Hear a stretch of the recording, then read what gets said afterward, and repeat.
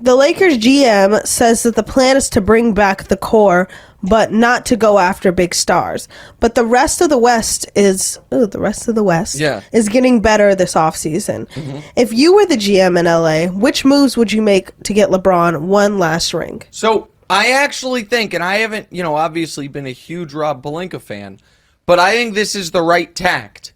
Obviously, can you get Dame? That would be great. You can't. I know some people want Kyrie Irving. That I don't particularly want Kyrie Irving, but yeah, if you could flip out D'Angelo Russell for Kyrie Irving, yeah, that's a net positive, even with all the nonsense that comes along with Kyrie, but that's not a realistic option.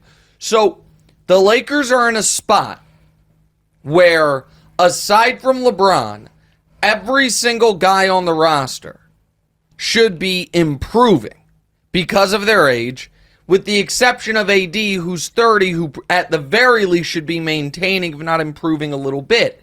So they have a very good chance of being better without adding significant pieces. Now, I read last night they might want to go after Bruce Brown with the mid-level exception. That's fine. But Rui Hachimura, because of his age and now opportunity, should improve.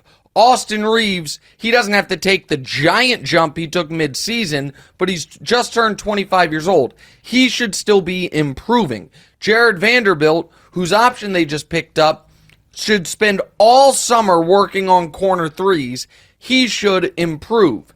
Now, I'm not a huge D'Angelo Russell fan. He's never been a playoff performer. However, at the right dollar amount, I don't mind him because he does have a utility in the regular season and could be a tradable contract at the deadline. The real question for the Lakers is the machinations of, are we going to pick up Malik Beasley and or Mo Bamba's options, even though at $16 million and $10 million respectively, those players are not worth that money, just so we have those salaries in order to include them in a trade if at mid-season someone comes available and you need to be able to make the salaries match. Those are the types of decisions the Lakers need to be considering and making. But they're not going to go after James Harden, and they can't. There is not a big ticket free agent or an obvious trade piece to go get. It's going to be manicuring around the edges. And I don't know that I agree. Sorry, there was a gnat in my face. That's what was there. I don't know that I agree that the rest of the West is improving. So let's, go down the list.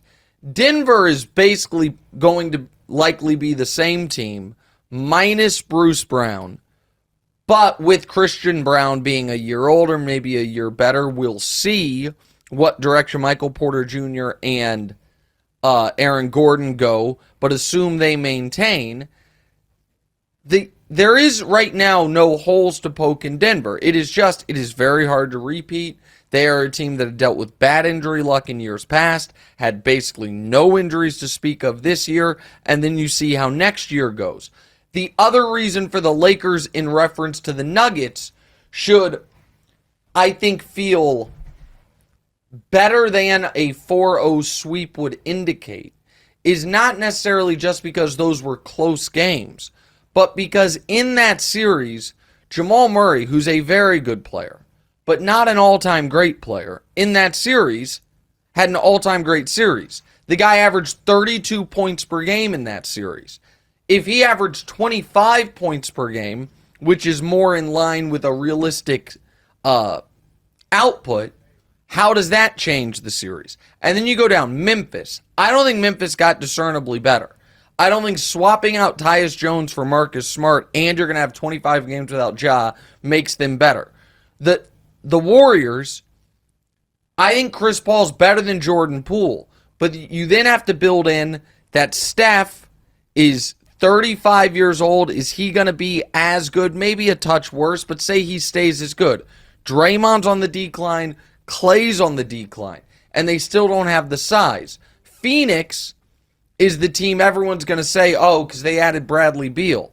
I don't know that they got better at coach going from Monty Williams to Frank Vogel. I know they don't have enough defense, and I know they don't have enough depth. So I think Denver has clearly separated themselves from the rest of the West.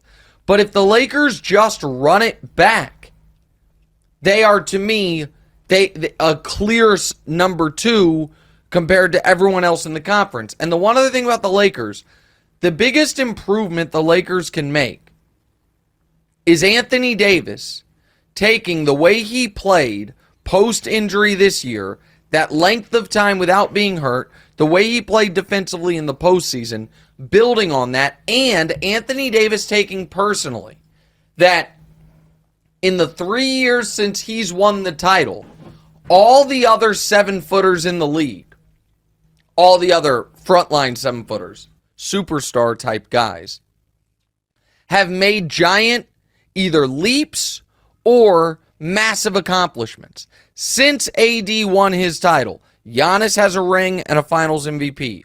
Jokic has a ring, a Finals MVP, and 2 league MVPs. Embiid has a league MVP. AD, on the other hand, up until this postseason, has kind of gone in the wrong direction. So does he take that personally and try to reclaim at least... He's not going to reclaim the title of the best 7-footer in the league, but does he get at least back in the conversation? That's the path for the Lakers, and then you hope LeBron, who averaged 28, 7, and 8 last year, or 28, 7, and 6, maybe, I might have it, or 8 and 6, whatever it was, 28, 7, and 7, call it that LeBron continues to stave off Father Time better than any athlete ever. That's the path. Hey, thanks for watching. Hit the subscribe button to get more from the show, and make sure to click the bell to get notified every time new content drops. Check out full episodes of What's Right wherever you get your podcasts, or just click the link in the description below.